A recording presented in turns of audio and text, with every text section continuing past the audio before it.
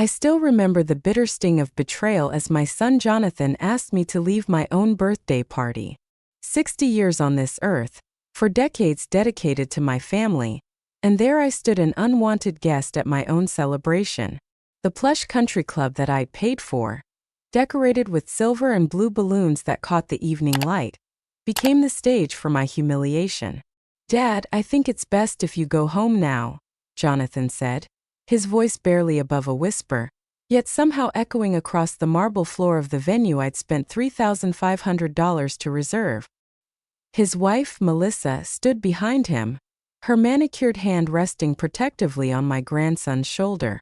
I looked around the room, searching for allies among the faces I'd known for years: my daughter Rebecca, my brother Tom, friends I'd supported through divorces, financial troubles, and health scares.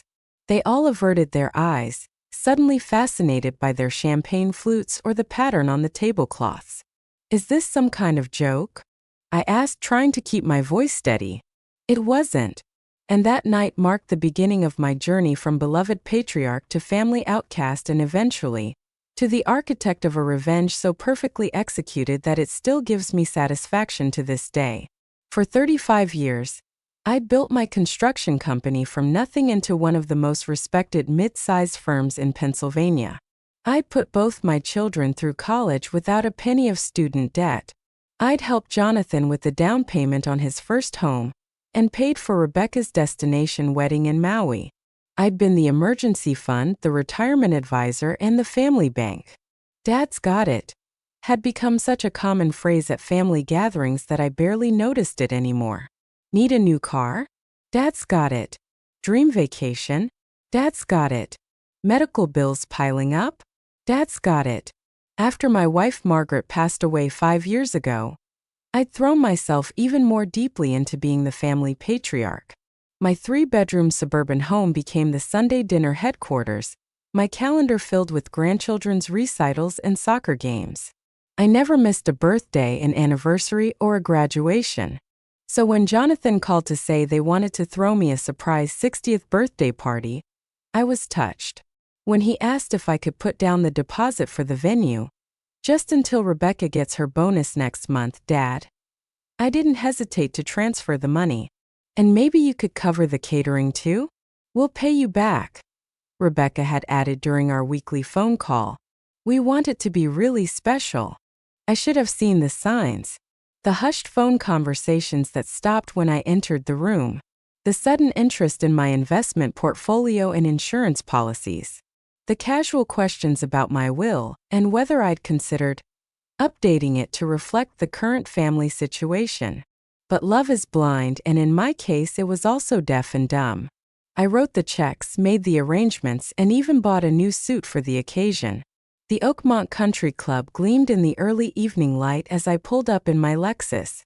I'd followed Jonathan's instructions to arrive at 6:30 p.m. sharp, feigning surprise when the crowd of 50 or so guests yelled, "Surprise!"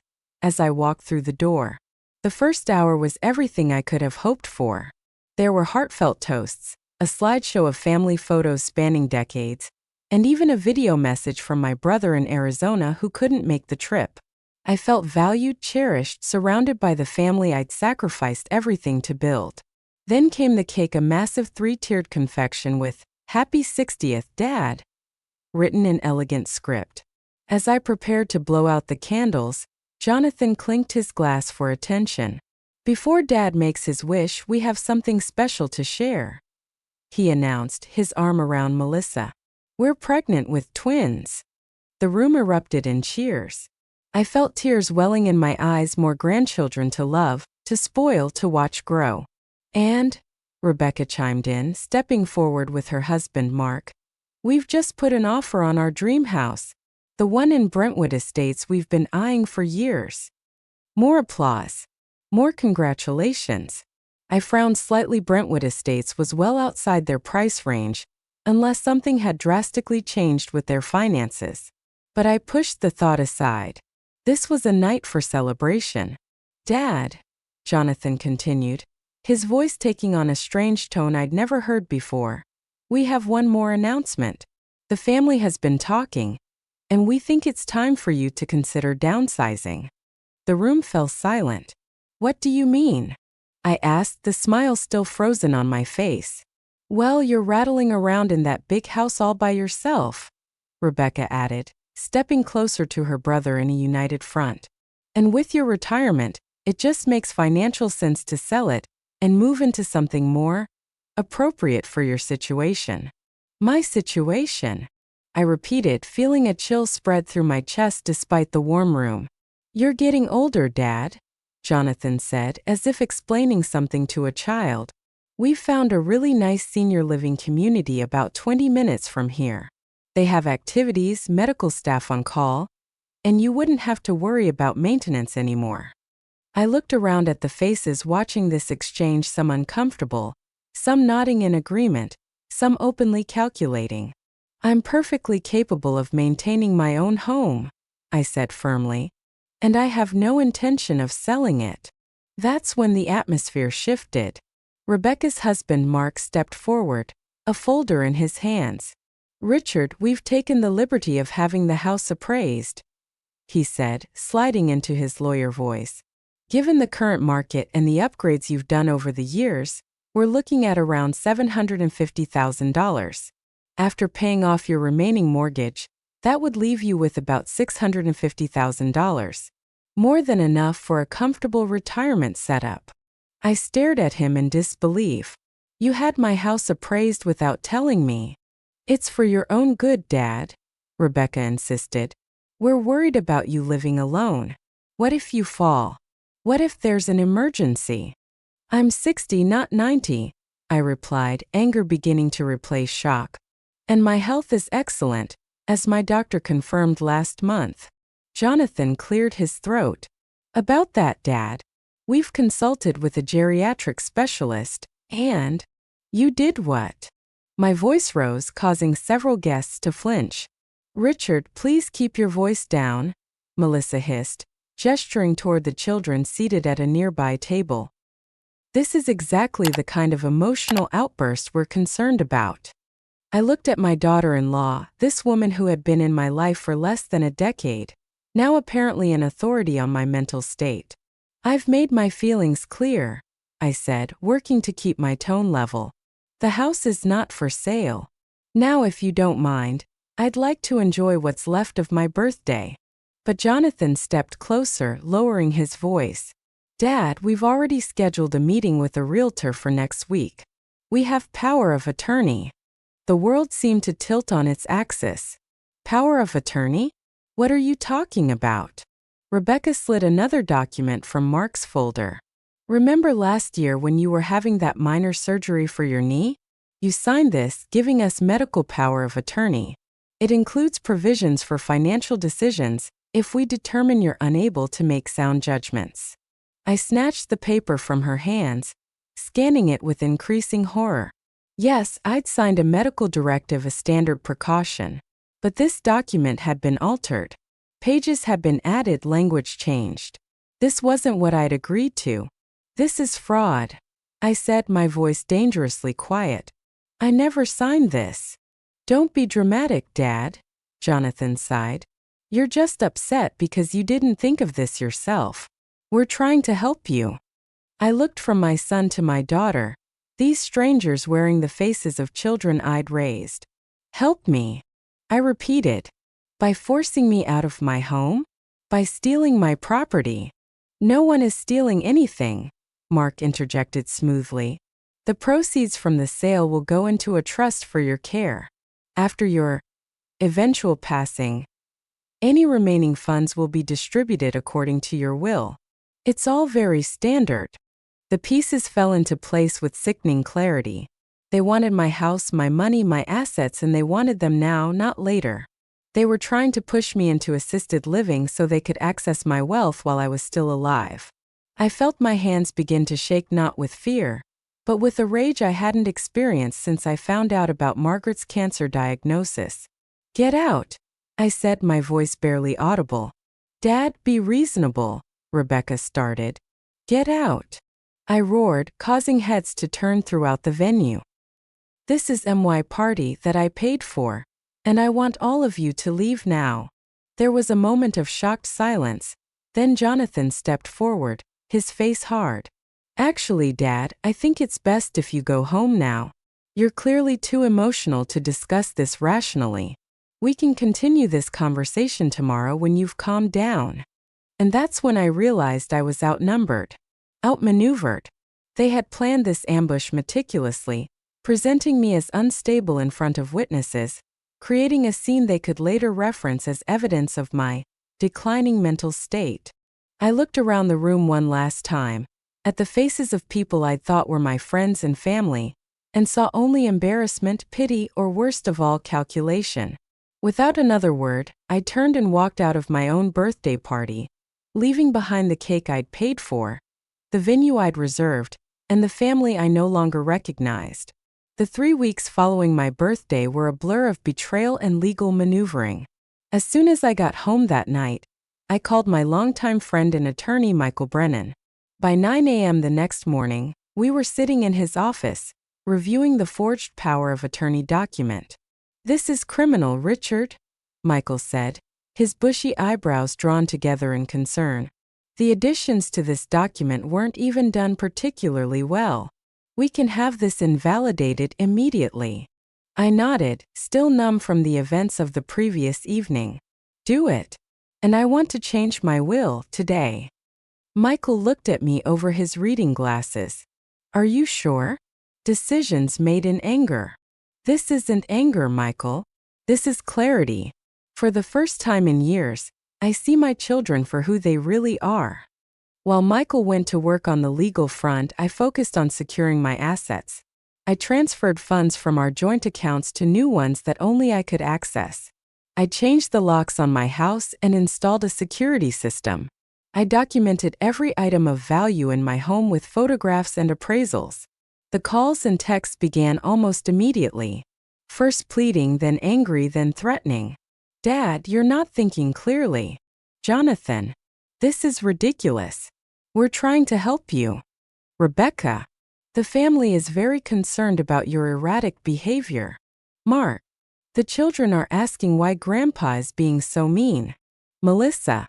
I didn't respond to any of them.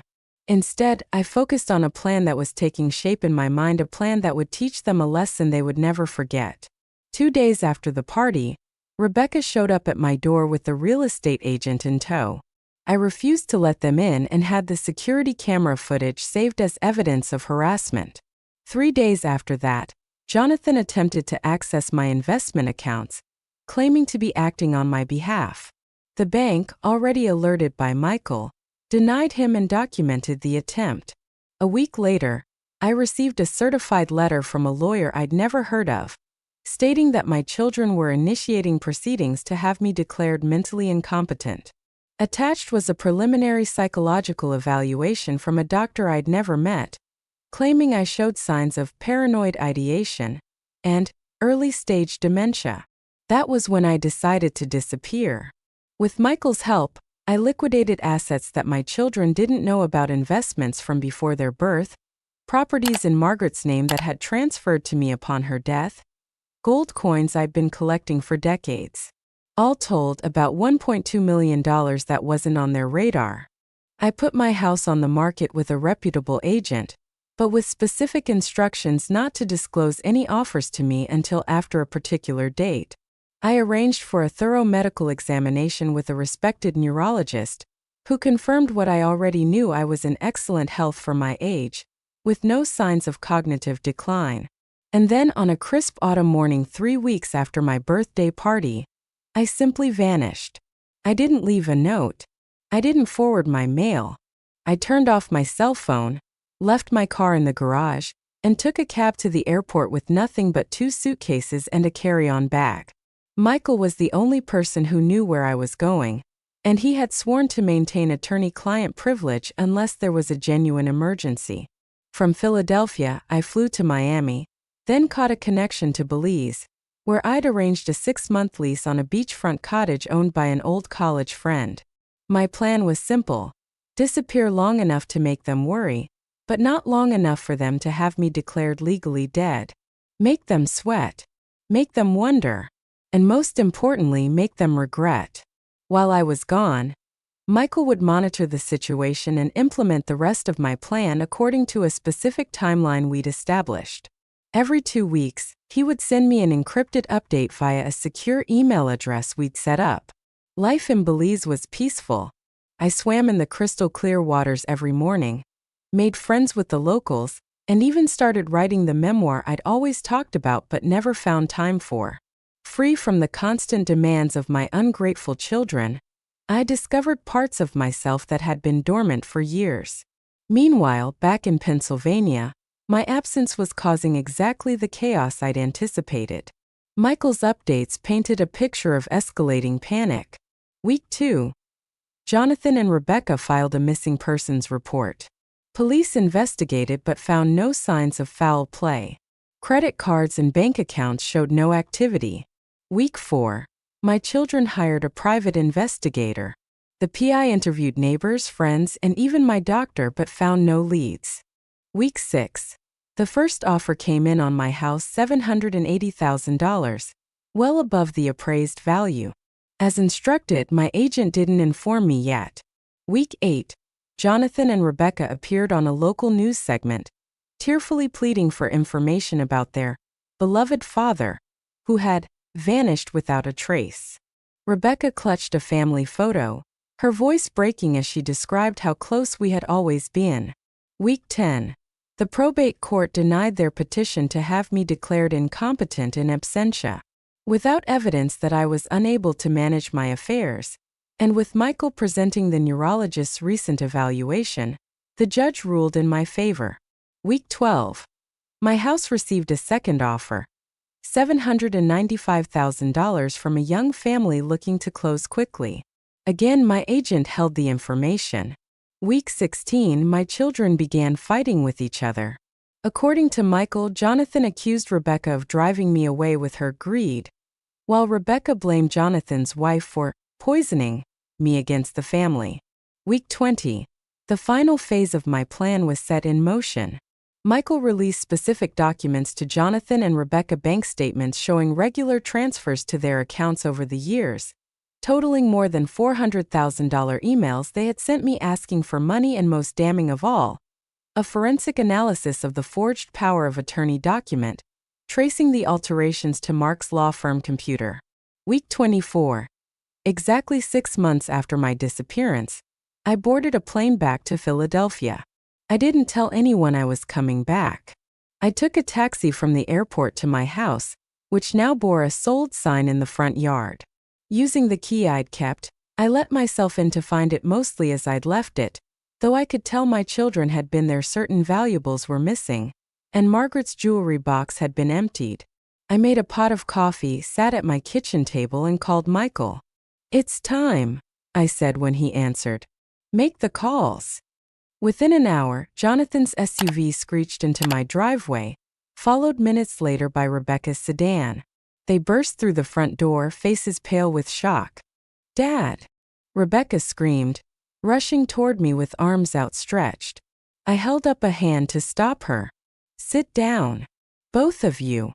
They exchanged nervous glances but complied, perching awkwardly on the edge of my sofa like visitors instead of family. "Where have you been?" Jonathan demanded, his relief quickly giving way to anger. "Do you have any idea what we've been through? The police, the PI, the court hearings." "I've been exactly where I wanted to be," I interrupted calmly. "Away from you." Rebecca's eyes filled with tears. "Daddy, we've been so worried. We thought you might be dead." I finished for her. "Yes, I imagine that would have been convenient for you. All the benefits of inheritance without the messy business of waiting for nature to take its course." Their faces registered shock, then guilt. They knew they'd been caught. "I don't know what you think happened," Jonathan began, his lawyer wife's caution evident in his careful phrasing, "but we were only trying to help you plan for your future." I laughed, the sound harsh in the quiet house. "My future? Of course. That's why you forged legal documents, tried to force me into assisted living, and planned to sell my house without my consent." "That's not," Rebecca started. "Stop lying." I cut her off. "I have everything documented." The forged power of attorney, the fake medical evaluation, the realtor you brought to my house without permission, the attempt to access my investment accounts. They sat in stunned silence. I also have documentation of every penny I've given you both over the past 15 years, I continued. College tuition, down payments, car loans that were never repaid, emergency funds that somehow funded vacations and renovations. Jonathan's face had gone from pale to red. So you disappeared for 6 months just to make a point? Do you know how selfish that is? The kids were devastated. I leaned forward. The same kids who haven't called their grandfather once in the past 3 years unless they wanted something? Those kids. More silence. Here's what's going to happen, I said, sliding a folder across the coffee table. My house has sold for $795,000. The closing is next week. I've paid off the mortgage, and the remaining funds, approximately $680,000, have been placed in a trust. They both looked up, hope flickering in their eyes. Old habits die hard. They still thought this was about money for them. The trust is designated for one purpose only, to fund college educations for my grandchildren. Not vacations, not new cars, not dream homes. Education. And it will be managed by a trustee who is not related to any of us. But Dad, Rebecca sputtered, what about you? Where will you live? I smiled genuinely this time. That's the best part. While I was away, I purchased a beautiful condo in a retirement community in Arizona, near Uncle Tom. I move in next month. Arizona. Jonathan looked stunned. But that's across the country. Yes, it is. Funny how that works out, isn't it? I stood up, indicating that our conversation was nearing its end. One more thing. I've changed my will. After my death, each of you will receive exactly $1. Not because I can't afford more, but because that's what your behavior has earned. The rest of my estate will go to the charitable foundation I've established in your mother's name. Rebecca began to sob openly. Jonathan sat frozen, his ambitious plans crumbling before his eyes. You can't do this, he finally said. We're your children. I looked at him sadly. Yes, you are. And that's why this hurts so much. But being family isn't just about shared DNA. It's about respect, love, and trust. You broke that trust. I walked to the door and held it open. I'll be in touch about arrangements to see my grandchildren. They at least are innocent in all this. But as for you two, I suggest you start working harder and saving more. Your retirement won't be funded by my death after all. As they walked out of my house for the last time, shoulders slumped in defeat, I felt no joy, only a bittersweet satisfaction that justice had been served. They had tried to take advantage of me, to steal what I'd spent a lifetime building, and they had failed. In the weeks that followed, I received desperate calls and messages, apologies, explanations, promises to make amends. I listened but made no commitments. Trust, once broken, is not easily repaired. The day I moved to Arizona was sunny and clear. My new condo, overlooking a golf course with mountains in the distance, felt like a fresh start.